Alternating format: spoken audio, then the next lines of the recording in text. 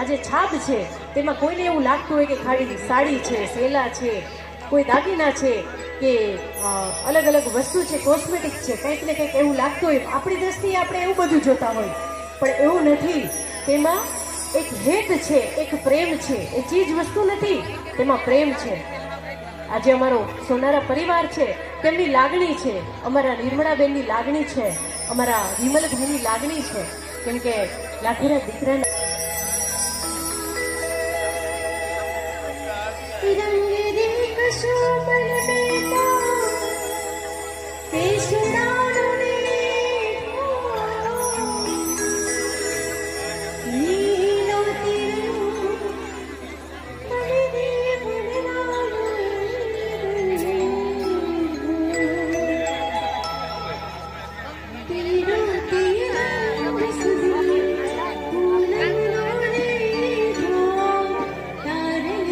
Yeah.